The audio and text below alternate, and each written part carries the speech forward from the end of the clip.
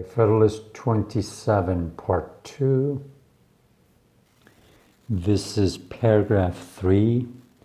The hope of impunity is a strong incitement to sedition. The dread of punishment,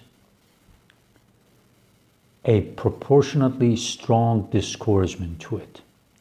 Will not the government of the Union, which, if possessed of a due degree of power, can call to its aid the collective resources of the whole Confederacy, be more likely to repress former sentiment and inspire the latter, than that of a single state which can only command the resources within itself?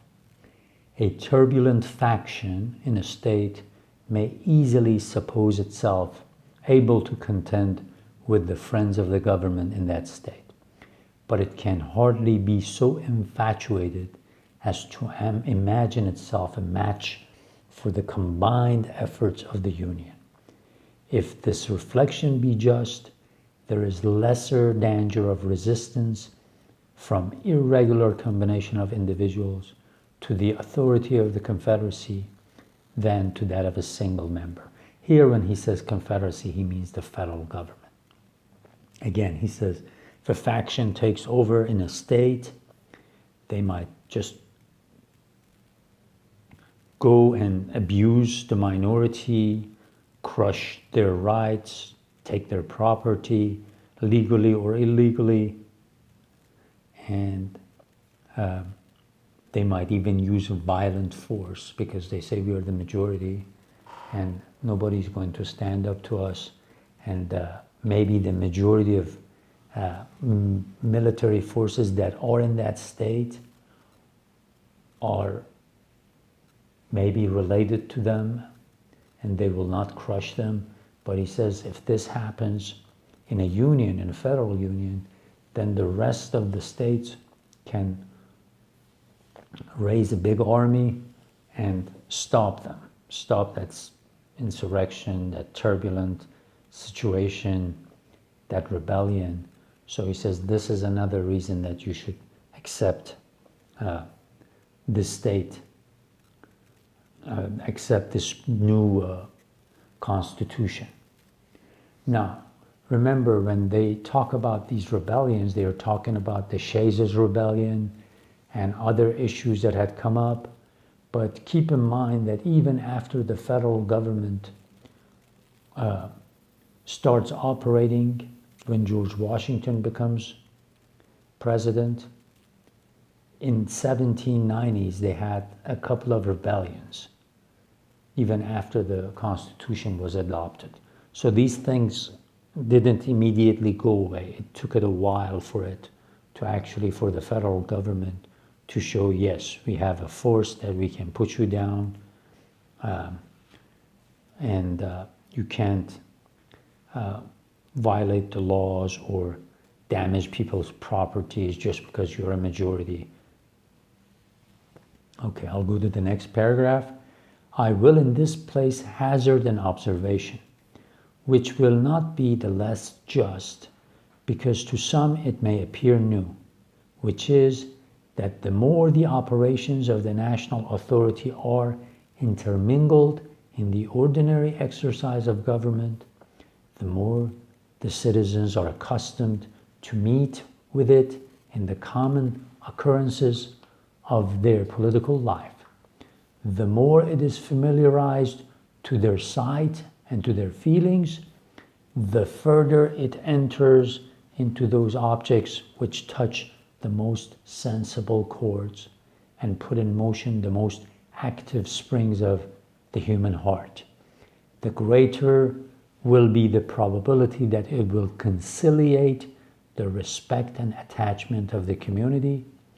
Man is very much a creature of habit.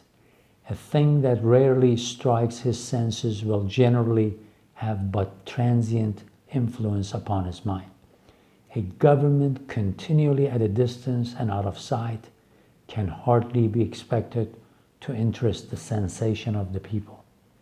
The inference is that the authority of the Union and the affections of the citizens towards it will be strengthened rather than weakened by its extension to what are called matters of internal concern, and that it will have less occasion to recur to force in proportion to the familiarity and comprehensiveness of its agency. The more it circulates through those channels and currents in which the passions of mankind naturally flow, the less will it require the aid of the violent and perilous expedients of compulsion. So Hamilton says, our critics are saying you should keep the federal government at a distance, way far away from the people, the citizens. Don't keep them in close contact, let the states run the show. But Hamilton says, no, actually, it's the way humanity and human beings look at things. When you're closer to them and they see that a lot of the things you do is for them, it's for their future, whether it's building roads, building canals, creating post offices, or whatever it is, that they actually see day in and day out the benefits of it, the closer they will be to their government. And the closer they are to the government, the less the need for government to force them oppressively to do things. They will actually respect the laws that their representatives have made, and they will follow the laws. And they will know also that with this new constitution, the federal government can hold them personally accountable. They no longer, the federal government under the new system doesn't have to go to the states and ask them to execute the federal laws. So people will be held accountable at the same time. And they will gladly follow the law because they say the federal government is actually doing things that are good for us. The next paragraph, one thing at all events must be evident, that a government like that proposed would bid much fairer to avoid the necessity of using force than the species of league contended for by most of its opponents. So we can definitely, if we pay attention, we'll see that if we adopt this new constitution, then force will be used much less than if we follow what our critics are saying. The authority of which should only operate upon the states in their political or collective capacities. Remember, we talked about this.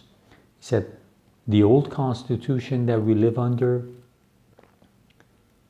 the laws will only apply to the states. You have to go ask the state legislature to enforce the law. You can't directly do it yourself and ask the people that not to do something, because if they do, they will be punished. If they break the law, they will be punished.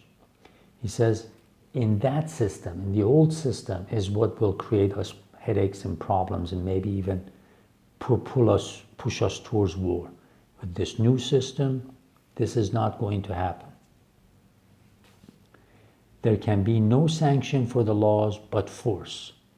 That frequent delinquencies in the members are the natural offspring of the very frame of the government, and that as often as these happen, they can only be redressed, if at all, by violence, by war and violence. He says, if you constantly have to ask the states to execute a law, to enforce a law, then pretty soon if a state doesn't do it, then you'll have to use force, and that will just create one war after another, and that will destroy our freedom, our happiness, our prosperity.